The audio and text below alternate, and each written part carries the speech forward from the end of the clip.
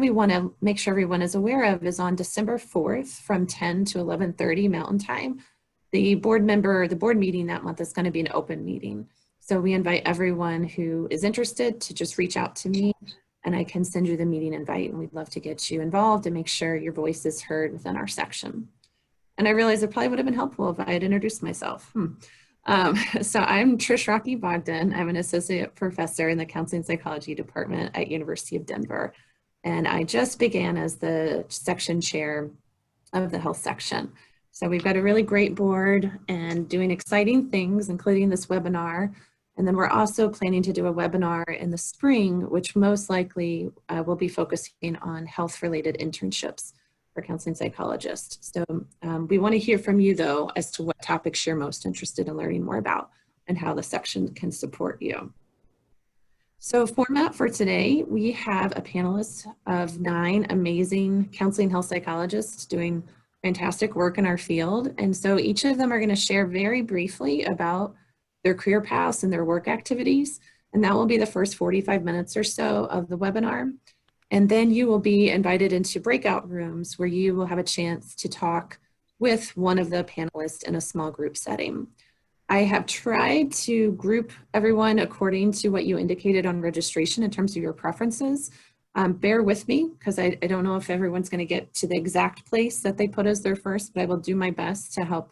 Everyone will definitely have a breakout room, but I just don't know if I'll be able to get your first choice. So that will be the second half, and I've shared with the presenters the questions that some of you submitted on the registration form, and then it also will be a more open forum just for you all to dialogue and get your questions answered.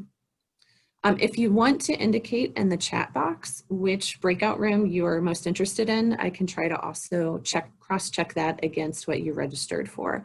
And so feel free to use the chat box either to indicate your breakout room interest, or if you have any questions that you want to make sure that the presenters ask in the small breakout rooms. So without further ado, I will turn it over to our first presenter, who is Dr. Melanie Bean. Thank you, and sorry I popped out. I have a 3.5-month-old puppy and he's rotten. And so I wasn't sure where he just snuck off to. So just needed to check on that. But, well, thank you very much. I'm excited to be here to talk a little bit about myself. I mean, who wouldn't want to do that for 5 whole minutes? But this is, I did review the questions, and I tried to really pick kind of an area to focus in on regarding kind of getting a job. And being a pediatric psychologist kind of within, or a health psychologist within the medical setting. So here's a bit of my path. I graduated from Virginia Commonwealth University with a degree in counseling psychology. My training really was kind of broad in health psychology. I wouldn't say I was a pediatric psychologist by any stretch, really more broadly spoken. And I worked on a T32 on cancer prevention and control. I was very interested in obesity and motivation interviewing, which led me to my internship in New Mexico to really get enhanced training out there. I knew I wanted a research focus really early on, and so I kind of always was actively pursuing kind of grant mechanisms and publications. Submitted my first grant while I was on internship for a postdoc grant. Did not get it, which is part of the process, right? And then I secured a postdoc in psychiatry and bariatric surgery back at VCU, resubmitted my grant, then was awarded that grant, and that really started my faculty career at VCU in the Department of Pediatrics. So that's something just kind of to be aware of, as I'm at the same institution, but I think something important as you're navigating that, if that's kind of where your path might lead you, is to really be mindful about kind of reinventing yourself as separate from your training and mentor, and thinking about, so I'm in a different department, I'm in a different school, and I think it's been helpful for me just to have those relations and the history, but certainly it's a different, you're creating kind of your own faculty position that was different from your training. So I'm in the Department of Pediatric Endocrinology. So my area of research and clinical work is in pediatric obesity. So when I first started, I was all research under my grants, and then it became kind of a hybrid of clinical work and research in peds endo. And at the time, we really recognized there was no comprehensive center or treatment for obesity at our children's hospital. So I worked with a colleague of mine, a medical colleague of mine, and we submitted a grant to start a center. So we started a the Healthy Lifestyle Center, which is a comprehensive pediatric obesity treatment research center. And what that did is it really created the infrastructure for enhanced research and clinical endeavors in pediatric obesity across the age span. So from prevention through bariatric surgery of adolescents. And so what I do kind of from that point is I have a kind of a mix of an administrative role within the center. The majority of my time is actually funded by extramural research right now. So an NIH portfolio looking at kind of two areas, looking at both the role of parents and families in obesity treatment, as well as another line of research in school food policy and policies and programs regarding children's dietary intake in schools. And I have about 20% of my time is clinical work. So that's about a day. It's balancing that is tricky. I know a lot of folks coming in, you know, when I talk to residents or interns and they say, what do you want to do? Well, I kind of want to do both. I want to do half and half. I want to be a little research, a little clinical. And I think that is very idealistic, that it's this easy to balance kind of the dual responsibility. I think there are kind of no more free rides. So if you want to do research focused, you've got to fund yourself, or there has to be a line of funding associated with it. I think in the olden days, there was much more bridge funding, much more kind of, well, we're going to protect this time for you to build your research. And I think those things and absolutely can and should be negotiated hard up front. So when you are securing a job, if you think that you would like to do, negotiate it, protect it, show your value as a potential researcher. It's protecting that, because I think once your clinical load becomes a clinical load, it's going to be very hard to then switch gears and to write those grants to become funded.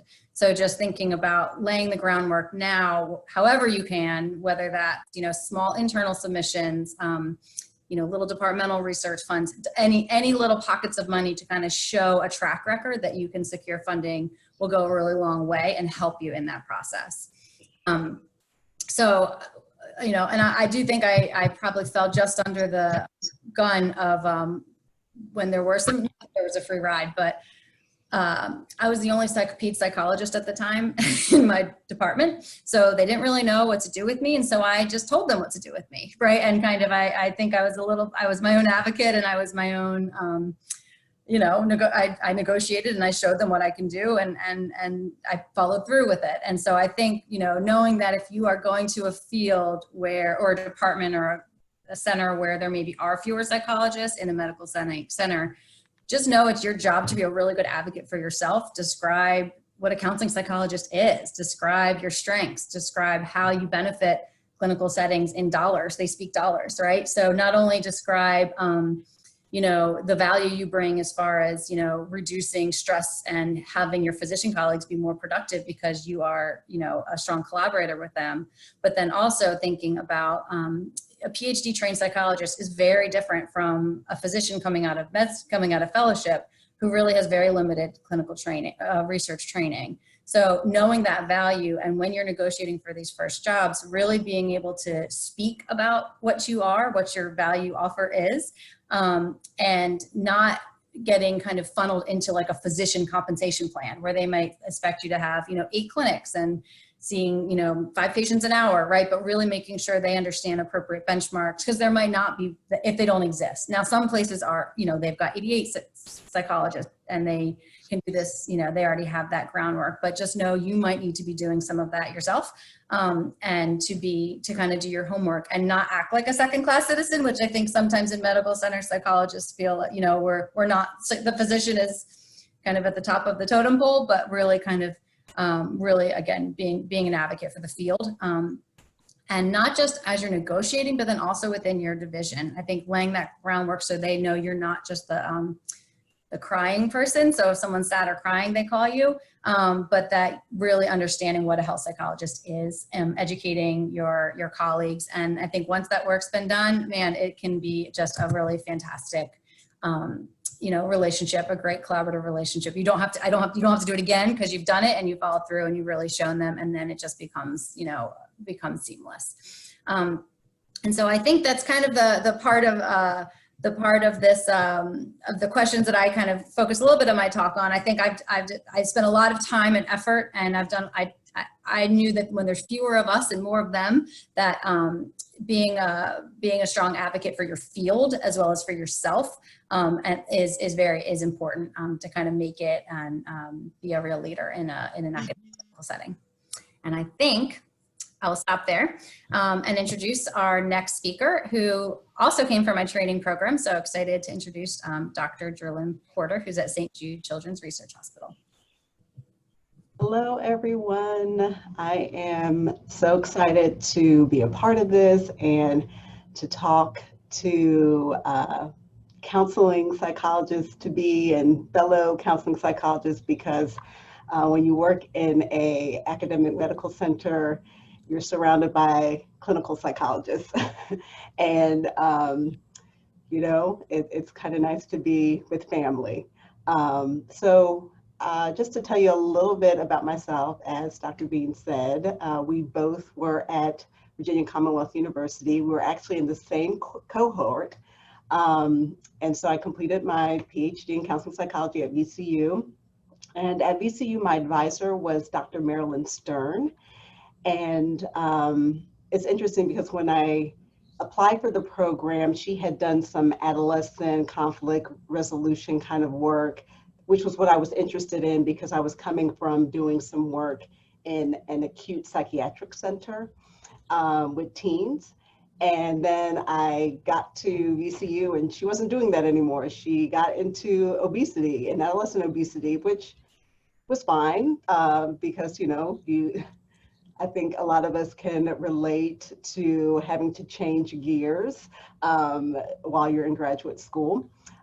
So I got into adolescent obesity at the time. They just started a program. It was called the Teens Weight Management Program, which has now developed into the program that Dr. Bean is running. So this was like a precursor of that. And I really enjoyed adolescent obesity work. I did my internship at Rush University Medical Center in Chicago. And I loved Chicago so much that I wanted to stay for postdoc, and I was able to stay, but I did my postdoc at the Institute for Healthcare Studies, which is actually a research postdoc fellowship. And I got my clinical hours working at Lurie Comprehensive Cancer Center. So it was interesting because I thought, you know, adolescent obesity was going to be my thing. But there were no faculty members at my research fellowship that were doing obesity work. So I was also interested in the concept of cultural mistrust and medical mistrust in communities of color and how that impacts healthcare disparities. And because I was interested in that, there was a faculty member that was doing work in sickle cell disease. And so she approached me and said, hey, if you're really interested in medical mistrust and healthcare disparities, you should think about sickle cell disease as a population. And that's how I got introduced to sickle cell disease. I started doing research in that area during my fellowship. And you know, it's just amazing how sometimes you do not end up where you think you're going to end up. And I think that's part of my advice to you all, is that it's okay when things don't work out the way you think they're supposed to work out. But in the end, you kind of end up where you need to be. It all kind of works out in the end, because I was doing sickle cell research on fellowship, and I thought, oh gosh, you know, how am I going to find a job? First of all, it's sickle cell. I'm interested in transition from pediatric care to adult care for patients with sickle cell disease. And you don't see just faculty positions out there specific to sickle cell disease. Well, just so happened, you know, I applied to a whole bunch of different positions at the time. And it was a year where there weren't that many positions. And I applied to probably 3 or 4 positions, didn't hear anything from them. No interview, nothing. And I was very discouraged. But lo and behold, there was a position at St. Jude, and they were looking for a psychologist who was interested in sickle cell. And they were just starting their program in transition for patients with sickle cell disease. And it was just, it was just perfect timing. So all that to say, do not get discouraged, that things will work out in the end. Keep yourself open to different opportunities. Currently, I am primarily research, so I'm 75% research. I have a KO1, a career development grant, but I do see patients. I have a clinic 1 day a week, so I see primary sickle cell patients, but I also see oncology patients. And in terms of boundaries, yeah, it's really hard to keep those boundaries and to stay focused, to get your research work done, because clinical work kind of can take over. But we can talk a little bit about that in the breakout. And I know my time is running out, but I look forward to talking to you all in the breakout session. And so next, I have the pleasure of introducing Dr. Emily Muther from Children's Hospital, Colorado, the Cystic Fibrosis Center. Great, thank you. Hey everyone, I'm Emily Muther. I want to just echo what the other two have said, that I think this is really lovely to all be together. And, as Trish mentioned, this is the first event like this within the section. And I'd only wish I had this when I was in graduate school, because I think there are a lot of themes that we're all going to probably talk about, and that, I'm noticing and hearing people's stories that I think exist and that are reassuring on this side of the fence when you're feeling more settled in your career, but also anxiety provoking in the beginning when you're feeling like, you're not sure what you want to do, or how do you end up in the perfect place or in your dream job, or how do you put all these pieces together. So I think hearing everyone's stories and having an opportunity to talk together is really, really valuable. So I'm an associate professor in the School of Medicine at the University of Colorado and a pediatric psychologist at the Children's Hospital. When I actually did graduate school at DU in the program where Trish now works, and didn't even know what a pediatric psychologist was, I think, when I went to grad school. And my idea of what my life and job and career was going to look like is quite different than what it does now. And that's really the theme of my professional development. And I think something that I talk a lot about with my trainees is how to really use support, mentorship, supervision to help you kind of manage some of the anxiety and stress that goes along with all the sacrifices that we have to do to get to this point in our career and go through the training and the hoops, but also how to feel confident in your role and our competencies as a counseling psychologist, and how that fits across so many different health settings. So I think, as Dr. Bean mentioned, I sort of ended up in lots of different places. I did in graduate school research with adults and Parkinson's patients, and worked at a college counseling center. I worked at a managed care setting. I worked at an alternative school, and hadn't really had experience in a children's hospital. And it wasn't until the last year of my practicum, as I was applying to internship, that I did a practicum here at the Children's Hospital, and realized that it really connected a lot of my research interests and clinical interests. And that even though I hadn't sort of specialized or been on this track of being a pediatric psychologist or being at a children's hospital, I knew it was something that I really wanted to do. So I did some extra research projects and an additional practicum to feel competitive for applying to children's hospital internships, and ended up at the Boston Children's Hospital, which was a great training site, and did internship and postdoc there, and did my postdoc in primary care and pediatric primary care.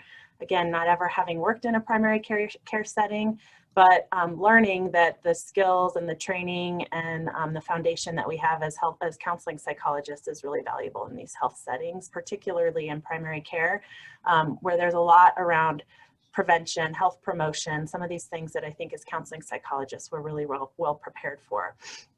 But one of the things that I think was really important to me was starting to, again, after going through all these hoops, really wanting to also prioritize my personal life. And I had been long distance with my partner, who was still here in Denver, and struggling with how do I, prioritize my career and the best sort of job and the best position, with also wanting to start to feel settled and not, transient for so long. And so I cobbled together a position. I applied for several pediatric psychology positions across the country, but really wanted to be in Denver. And so worked to cobble sort of a position with lots of different FTEs, or working in different places for one full-time position. So I ended up working a little bit on the consultation service, the psychiatry consult service. I worked in neurology, and I worked for about 0.4 in primary care, really knowing that I also wanted to be able to do research. And so I ended up in that first job that is, again, not sort of what I imagined my first job was going to be, with these expectations that it was supposed to be my dream job. But it ended up really helping me get to the point where I am now, which is definitely my dream job. So I currently work in the Cystic Fibrosis Center at Children's Hospital. And that was a position that didn't exist before I started. And so there was no psychology, mental health, behavioral health as part of the CF Center. And so that's another part of my experience that I learned a lot about. How do we create a position in a medical setting, in an academic medical setting where one doesn't exist? And so how do we do some of what also was discussed? How do we market our experience, our expertise? How do we help educate not only our medical colleagues, but hospital administrators around our role? How do we advocate for the benefits that exist in terms of financial benefits and satisfaction for patients and families and colleagues, all of those things that I didn't learn in graduate school. And I think I was somewhat protected in my training. And so it was a lot of learning and discussion that I now realize is important to expose trainees to as much as we can. So my position, I know I'm probably over time, I'm horrible at staying on task, but my position is about 0.3 clinical. I'm primarily funded by grants, although it's different than the other two psychologists in that my funding is not NIH funding. And so all of my research grants are foundation grants. And so I have several projects and grants that are through the National Cystic Fibrosis Foundation and the Robert Wood Johnson Foundation. And so we can certainly talk about that in the breakout room, as that's, ways that that's sort of similar and different when you're doing non-NIH funded or supported grants. And then I do a lot of training. And so a lot of training with not only psychology trainees, but also medical trainees. And I'm really involved in training the medical students and the pulmonary fellows and that sort of thing. And then finally, the only thing I wanted to mention is just another sort of, I think, plug for our training and background as counseling psychologists is how we can impact and advocate for certain things within a health systems and a traditional kind of healthcare setting that I think is really important, especially now and as we think about kind of social justice and social determinants of health. And a lot of my work in that area falls under quality improvement projects and thinking about are the clinical services that we provide related to and impacted by some of these social determinants of health. So thinking about health literacy, the information that we're giving patients and families, how well do they understand that based on certain aspects of their background and their experience. And so I think that's another way that's not traditional research, but that also we can do as psychologists separate from our clinical work related to quality improvement and how do we think about improving the experience of families and patients in a medical setting. Okay. I think I'm probably done. I didn't watch the time, but I will pass it along now to Dr. Jessica Brundage, who is going to transition from children's hospital settings to VA. Yes.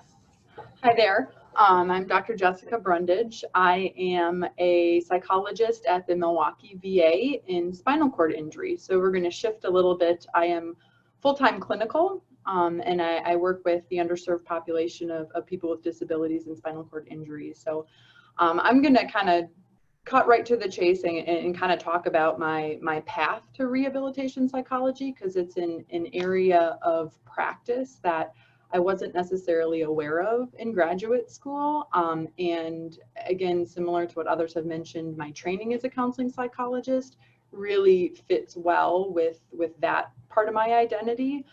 So I'll kind of talk about how I was able to kind of merge the two into the dream job that I have now. So I graduated from Marquette University here in Milwaukee in 2009. When I started out on the training path in preparing for internship, I was really trying to position myself to land a job in the VA. So you'll kind of see that my path was definitely VA oriented. I did my internship training in Cleveland at the VA, and I was on the geropsychology track, actually. Had interest there, did work on an inpatient rehab unit, outpatient clinic, palliative care, so kind of had a whole scope of experience. Also worked with more general interest in health psychology, worked in cardiology, and started working with outpatient providers in shared medical settings and shared medical appointments. So was trying to kind of diversify my experience. Ended up applying for postdocs both in geropsychology and rehabilitation psychology. Again, kind of really liking my experience on the inpatient gero rehab ward. You know, I kind of thought, well, maybe this would be a good time to kind of check out rehab psychology.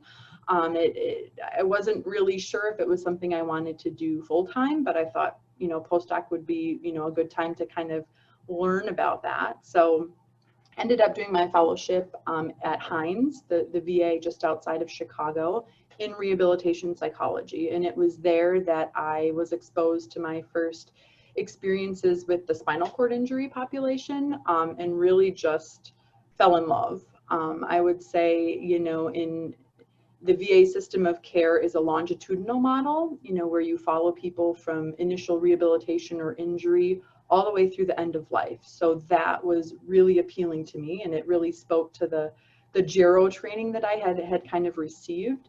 I also liked the idea of the diversity within this population, in that I was working with people on one side of the spectrum who were overall very healthy, very well adjusted, you know, had families, were working and things like that, all the way to the other end of the spectrum of folks with a lot of comorbid medical problems. So that was really appealing to me. And then another aspect that I really liked is it was multidisciplinary. So I wasn't alone. I was fully embedded into this whole host of disciplines working together to provide very cohesive care. So once I got exposed to that, I was like, man, dream job, spinal cord injury, how do I make that happen?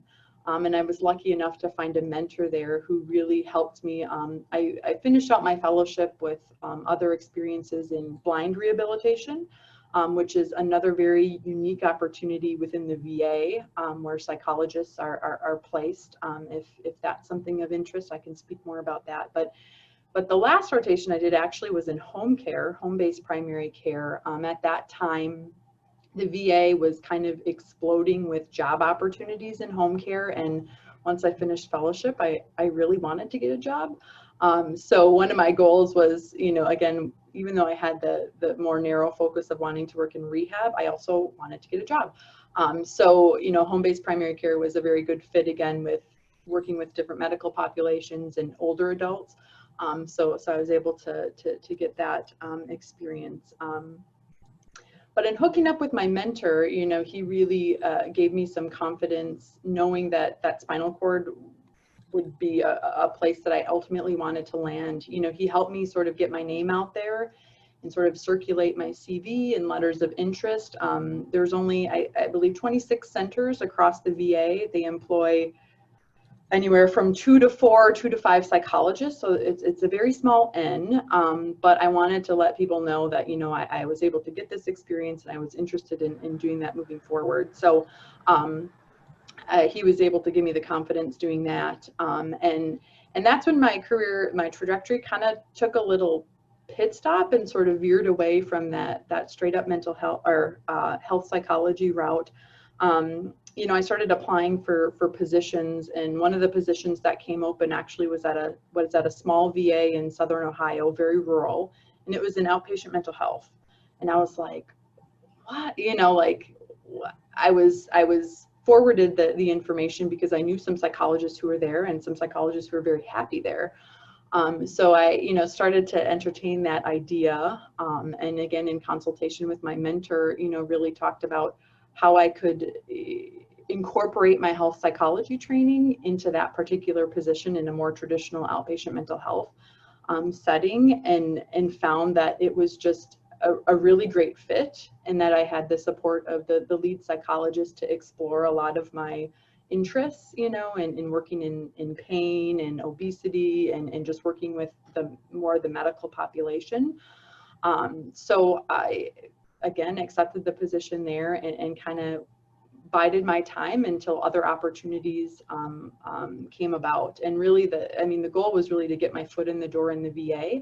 And once I had my foot in the door, I had you know, a little more opportunity to be able to potentially move around and get to where I am. So I think I will kind of leave it at that. I think if those of you who are interested in rehab settings, you know, so very dynamic, multidisciplinary, inpatient, outpatient, palliative care, you know, that the diversity of the work that I do is really kind of the best part of my job. And I never know what I'm going to walk into one day. I usually have plans of what I want to do, but being able to constantly flex and pivot is really an essential part of my role, and is really what I enjoy about what I do. So I will leave it at that, and I will actually turn it over to one of my colleagues here in Milwaukee, Dr. Heather Smith.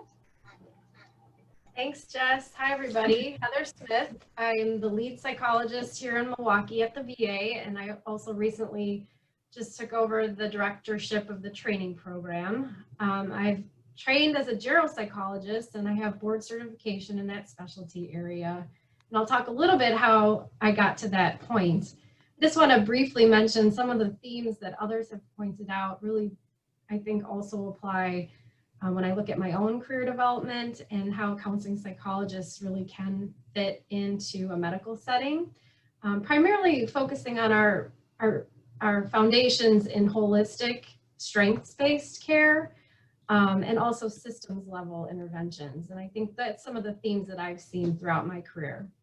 So I graduated from the Ohio State University, as we like to call it. One of the original counseling psychology programs that unfortunately has since sunsetted since I graduated from there. But one of the things that I learned really early on in my training at Ohio State was how much I gravitated toward practica in hospital and medical settings, as well as VAs. I had the opportunity to work on a traumatic brain injury unit and do lots of neuropsychological assessments.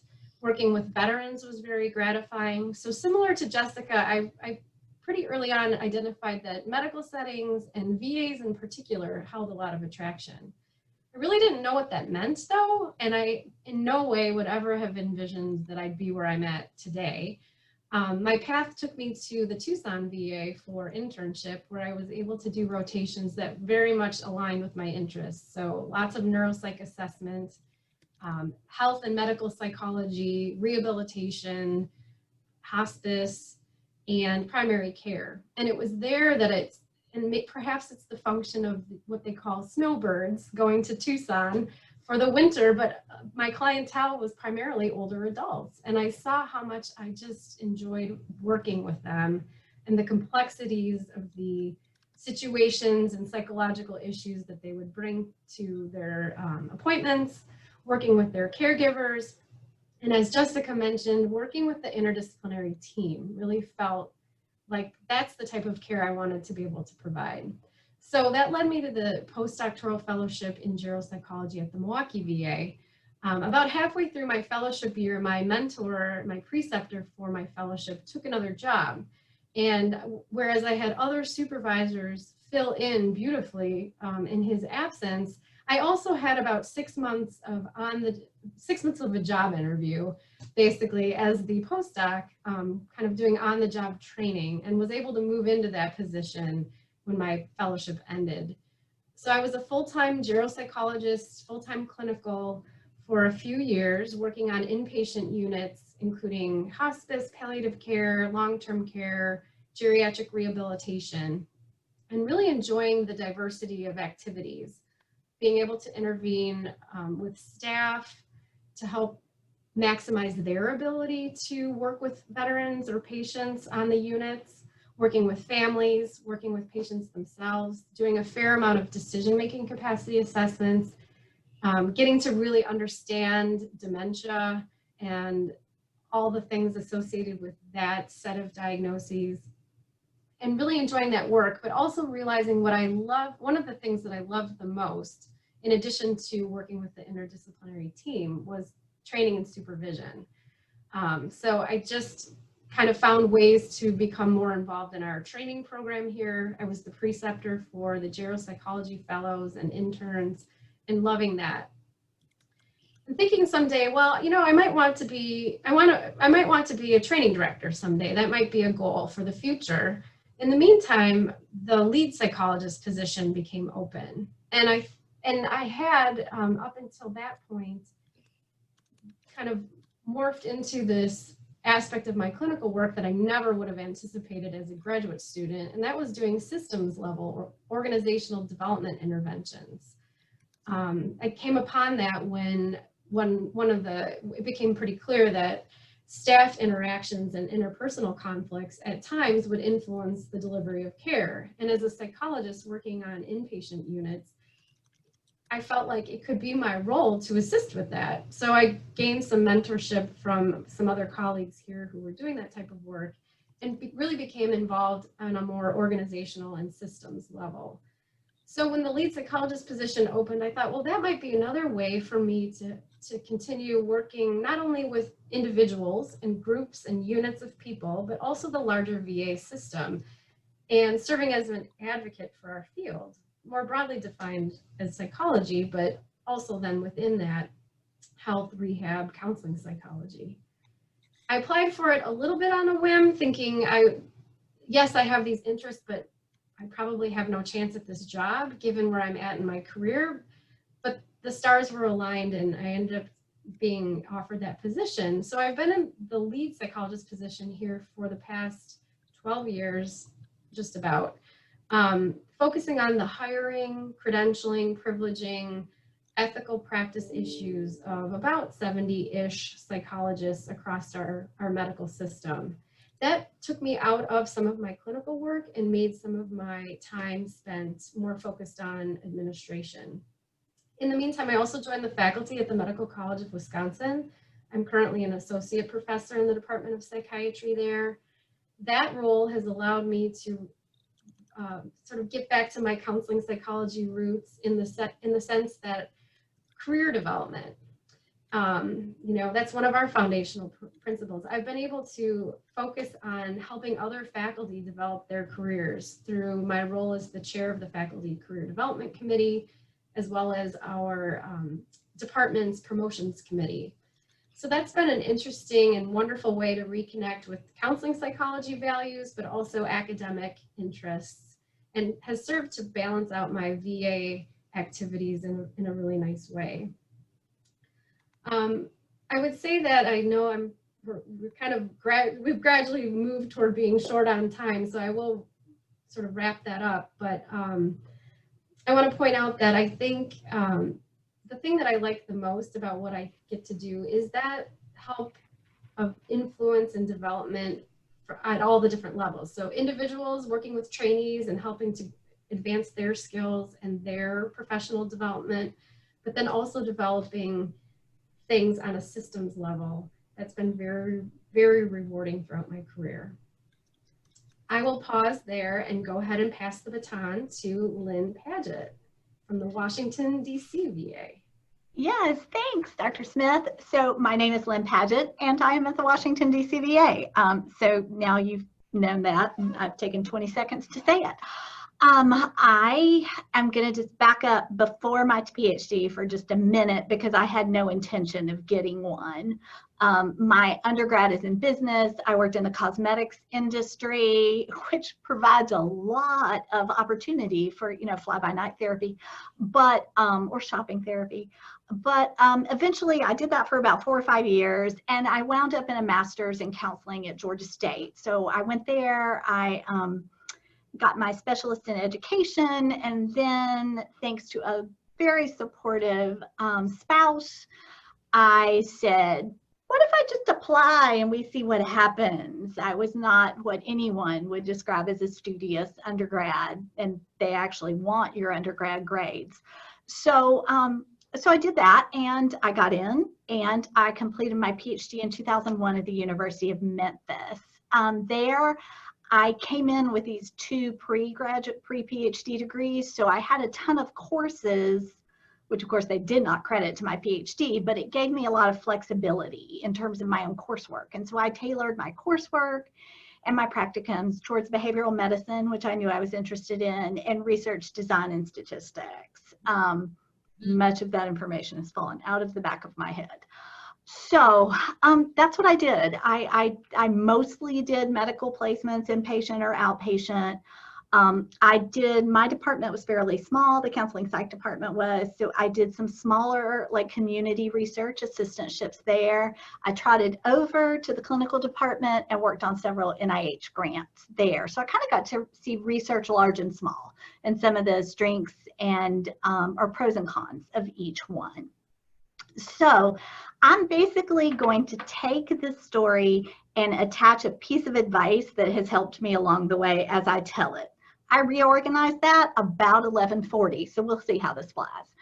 I did my internship I applied to academic centers and VAs. I matched at the Memphis VA, so we did not have to leave.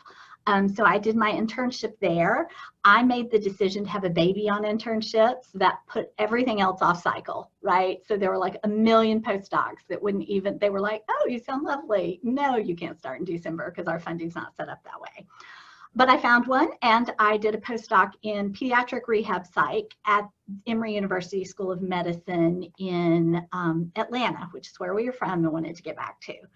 So, okay, so now I may sound like a lifespan person, right? I've got, my postdoc was about a quarter research, and the rest of it was clinical and research clinical interventions. So the first piece of advice is where you start is not where you finish.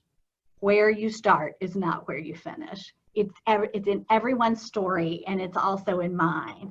So I'm doing cognitive outcomes of prenatal teratogene exposure and attending oncology rounds at 7 a.m. in the morning on like my own time because I so wanted to get back to that world, even though I enjoyed this.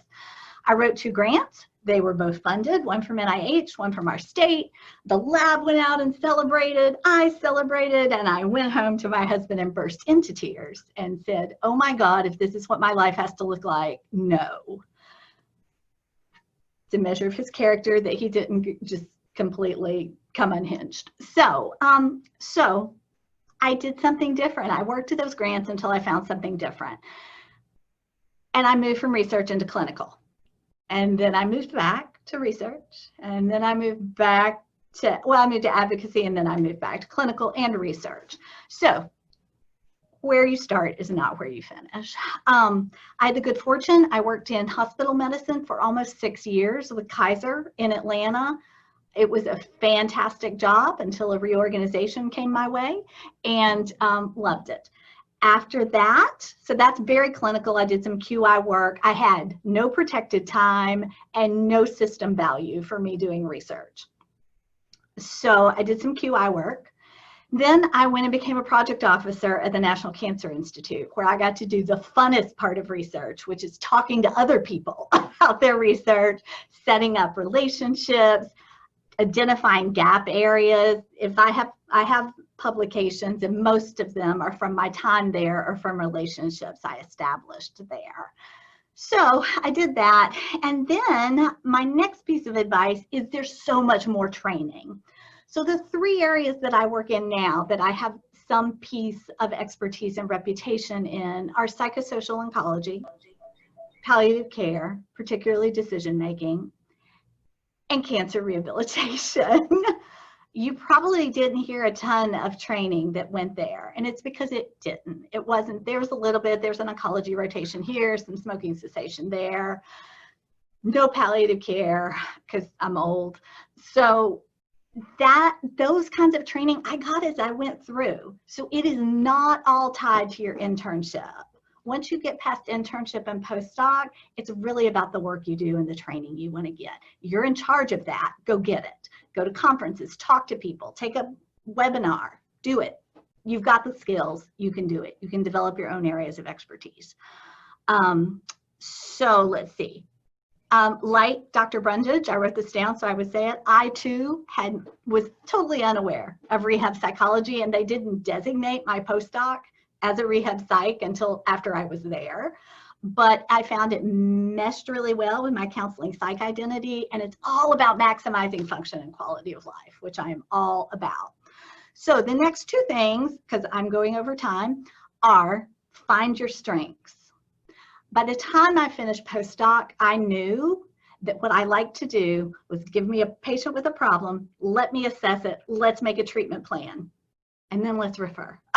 Let's let someone else do the treatment plan. Now, I work with patients. I don't do that, but that is my strength. So when I came to my current position here at the VA, that's how I set up my clinic. I have tiers, I do screening, I put risks together, and then I send people where they need to go, and I keep the patients that work best with that kind of model. I have the flexibility to do that because I was looking for that kind of system. So thinking about questions, what are you good at? What do you enjoy? What's easy for you that's hard for other people? Those are important questions. Lastly, because I'm way over time, if it's worth doing, it's worth evaluating. If you are going into a clinical position, if you're going into a research position, you're forced to do this. If you are going into a clinical position, you need to be able to demonstrate your value by solving difficult, thorny problems that involve time and money. Boy, that's that business degree. You can just hear it, can't you? But you want to demonstrate your worth in measures that your hospital system or cancer center values, whether it's length of stay or screening or consult to intake. You need to find out what those are, pick the ones you're good at and that you like, and go for it. And then lastly, you need to be able to evaluate your own process and know that just because something worked for a couple years, things happen, your life changes, your priorities change, your interests change, your family changes, the system changes. You need to be able to be open to reevaluating and doing something new and trying something new. As someone who has had my degree for 19 years, I have only worked one place more than 4 years. I like to think that makes me a hip millennial, but it doesn't. So I'm going to stop and pass this baton to Dr. Lara Stepleman.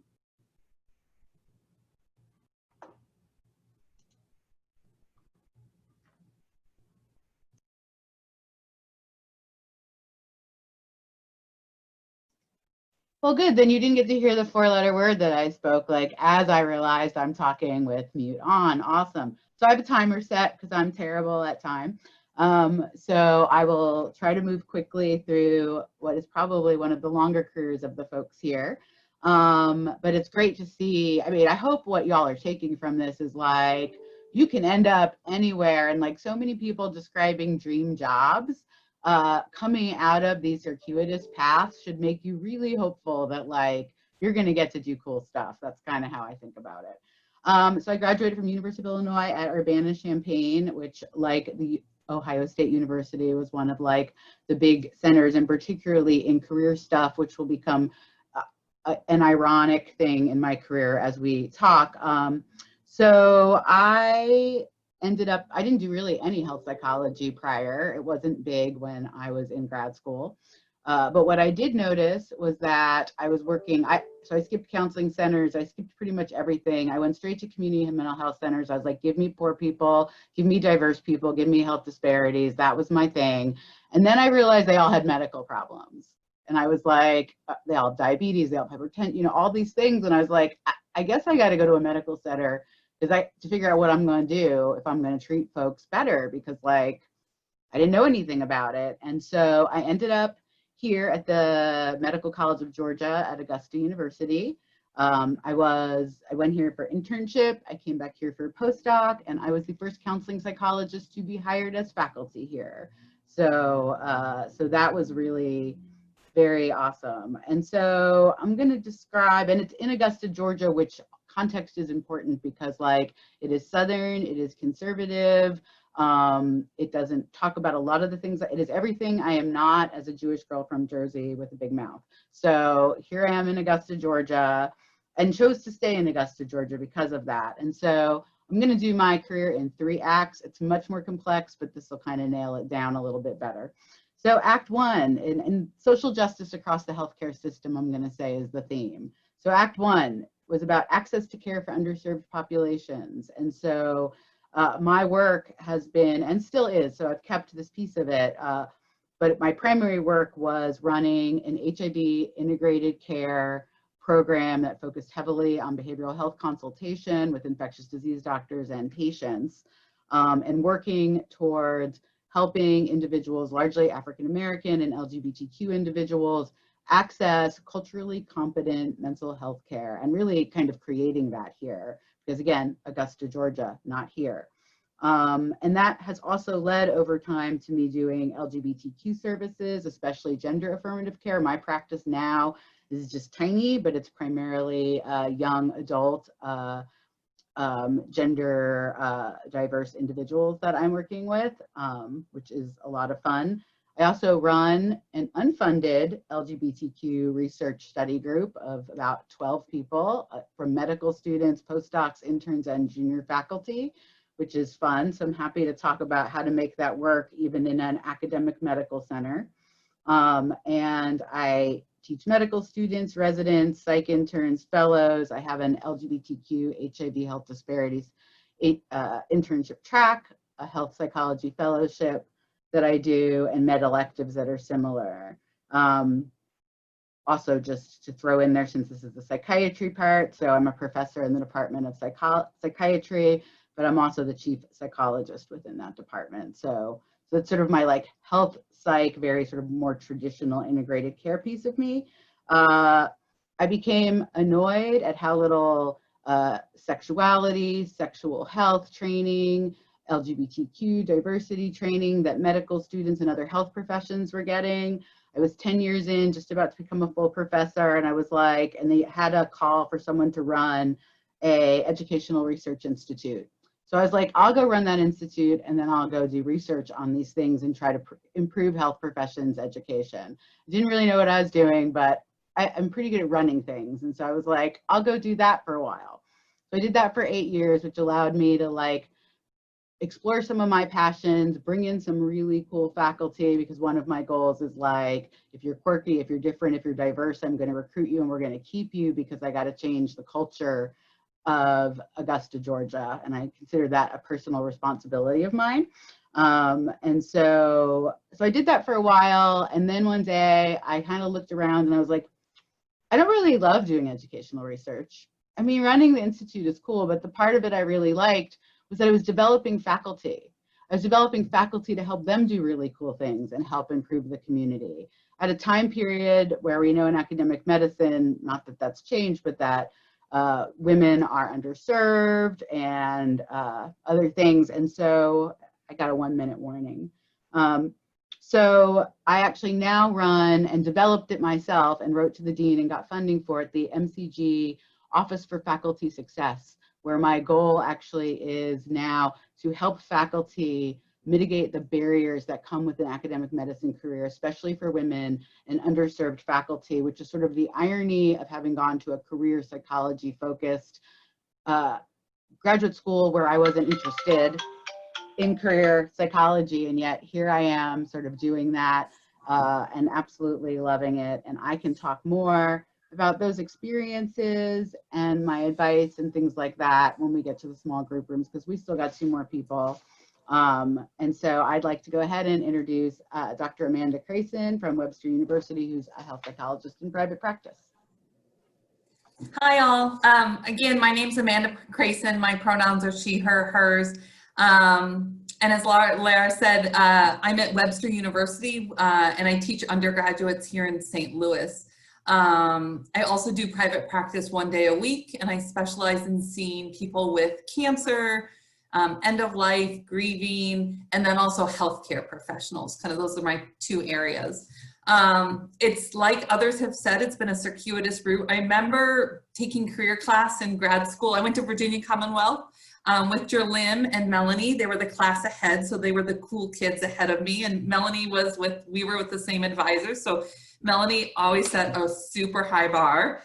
So our paths have gone very different ways, which is not surprising.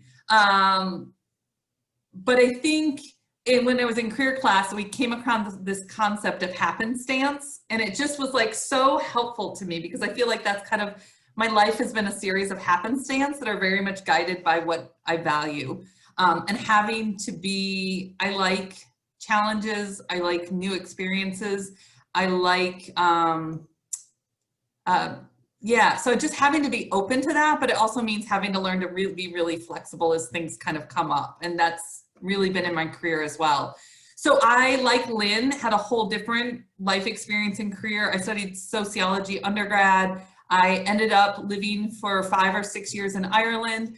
I had an ice cream business in Ireland. I had the first homemade ice cream business in Ireland, and I drove an ice cream truck, and I sold to restaurants, and I had an ice cream shop. And then I was like, geez, I miss people. And I went to a wedding of a social worker, and I started talking to her. She was my husband's friend. And I was like, oh my gosh, I want to be a social worker. And I didn't want to be a social worker. It turns out I want to be a counseling psychologist. And long story, I can talk about that more later, but I ended up applying. I realized I started taking classes in psychology and realized how much I love health psychology. So when I applied to graduate schools, I only applied to graduate schools that had connections, affiliations where I could get into hospitals. And I knew that early on, but I didn't know where or what I wanted to do. And I was so glad I ended up at VCU. And in the first week, I got a part-time job doing research at the Cancer Center, and like that just opened up everything to me. And so my past has really been in psycho-oncology,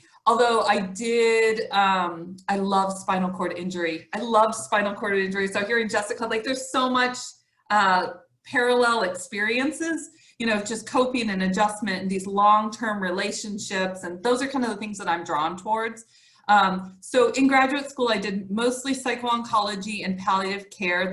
That was kind of my thing, but I also made sure to get really general training. I think addictions training for people is really important. Learning a primary care model is important. So I really worked to get and you know, as we all do, I worked in the counseling center for 4 years and loved learning to do group therapy and things like that. But my love was kind of, I went into graduate school really wanting to work around healthcare well-being, and that was what my dissertation was. But 15 years ago, there was no funding, there was no research. I mean, finally our medical colleagues have caught up and realized these are serious issues, and now there's real funding, but that's really has stayed in the domain of medicine. And so that's been kind of harder for me to be involved in, but psycho-oncology has been a great fit for me. I ended up happily getting pregnant with twins when I was in graduate school. And so I had to postpone internship for a year. And then my partner's job moved to St. Louis, which is a place I always was like, I'm never going to St. Louis. It's not where I want to go. I played at all these cool internships like at Portland and Seattle and like all these cool places. And then I'm in St. Louis. So, cause life happens and you need health insurance, and those are the kind of the sucky things. But so we ended up in St. Louis. I did internship and postdoc here at the St. Louis VA, which was wonderful, amazing training, great people. Got to work in palliative care and oncology during my time, spinal cord injury, primary care. And then I negotiated with my postdoc there that I love research, not on the level of many of our colleagues here, but I always want to be doing research. But I don't want to run a lab. I don't want grants. I don't want to have to take care and worry about people's livelihood or the stability of my job in that way. But I negotiated my postdoc that it was 25% research, and they'd never done that before, but they were willing because I was like, here. And then it was great. So I did a study that year, published that by the end of the year, and it was wonderful. And then I was on the job market, and thank God 2 jobs were open in my area. and I applied to both of them. One was not a great fit, and the other one was my dream job. So it was, and as a colleague of mine said, it was your dream job until it wasn't your dream job. So it was my dream job, and there was at the Academic Medical Center at Washington University here in St. Louis. It was in the psycho-oncology program. They only had 2 psychologists, and they hadn't hired in 10 years, and they were finally hiring a 3rd. And I got the job, and it was my dream job. I loved it. I thought I was going to be there the next 40 years. And then I really struggled with hospital administration and the culture of change and recognition, and it just felt like we always had to fight for things. And I think I could have stayed in it, and I could have, but it's interesting. The people who I really respected most of them have left. So it really was a systems thing, and I really spent a lot of time reflecting on, do I stay in this and fight this battle the next 20 years, and which I don't see was going to change.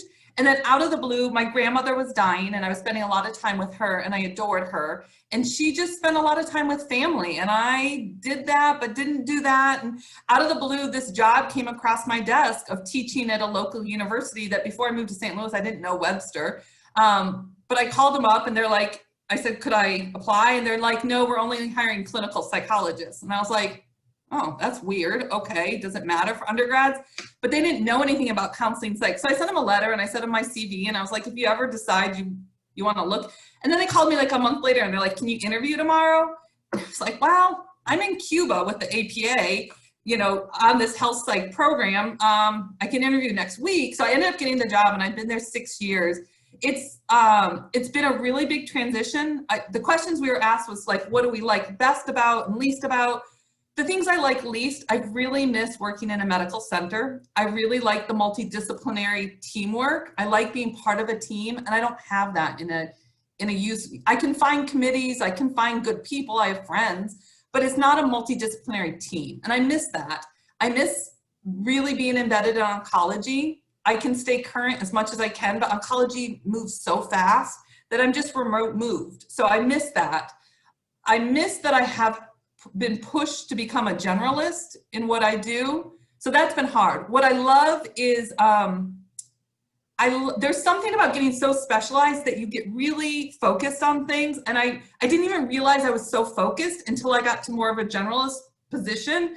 And now my undergrads are just like blowing my mind, and they make me like learn all these new things and keep up with them. And so it's been a lot of fun to, I'm in the Department of Psychology, but I'm also faculty in our Women, Gender, and Sexuality Studies program.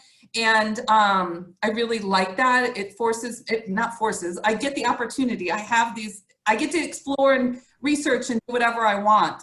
So I do a lot more research with my students and with colleagues, and I get to mentor undergrads. I ran our training program at WashU, but I get to mentor students now. And then I have a lot more autonomy of my schedule. I mean, it's a 9-month contract, but I have a month off around the winter holidays. I have my summers, and I get to travel a lot.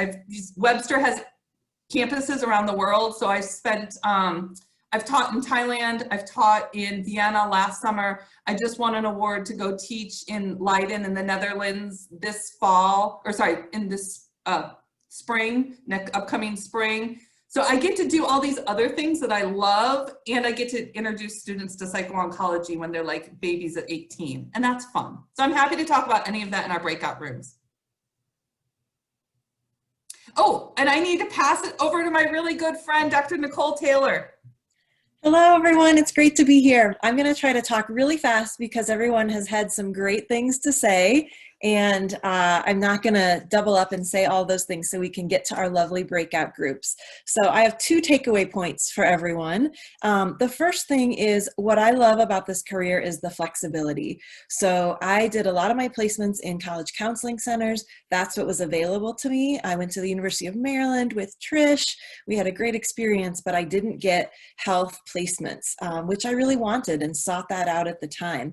But what I did was always took the chance to work with health patients in counseling centers. That's what I did research on. That's what I wrote my dissertation on, and managed to figure out a way to write my story to apply later on to postdocs and say, yeah, I haven't worked at a hospital, but I have these experiences. This is what I've done research on, and I want to do this to retrain. So really thinking about how you tell your story, emphasizing the really amazing clinical experience I had working primarily in college counseling centers, having good generalist training, and I sold that to the medical centers. So I did a postdoc in psycho-oncology, got that great experience looking over the questions. There was a lot about retraining, and I like to emphasize you are not locked in. At any point in time, you can retrain, you can change directions, you can network, you can attend conferences, and you can do that, which is what I love about this career. So after my internship, I taught undergrad at Drake University in Des Moines, Iowa, which was a great first experience.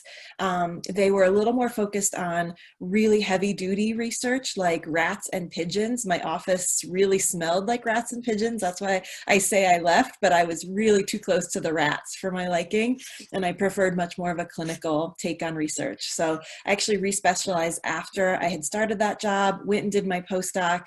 Now I'm teaching at the University of Denver in the PsyD program, which is a clinical psych program. And like others, I love being back around my counseling psychology friends. So it's great to be here. But I did want to just highlight that PsyD programs with a clinical focus, having some time for research and teaching clinical areas can be a great fit for counseling psychologists. So that's a wonderful area to consider.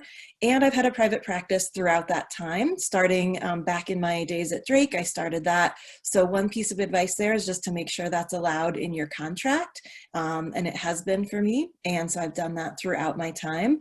I've also been in psycho-oncology. I know others have spoke to that, and I've kind of gone back and forth through a lot of different worlds. But keep in mind the unique skills that we have as counseling psychologists. One thing that I haven't heard is many of us have great training in supervision and training and consultation.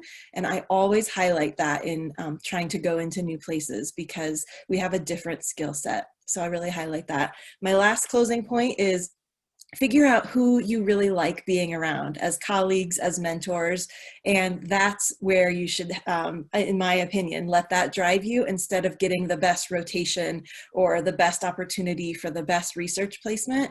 I'm so lucky to get to work with Trish and Amanda. We've formed a wonderful consultation and research and friend group. Seek out the people that help enliven your work and go in that direction and follow your heart and follow your values. And I'll stop there. Thanks, everybody. Thank you so much to all our wonderful presenters. I'm going to open out the breakout room, so you should have a good 20 minutes or so to talk smaller groups.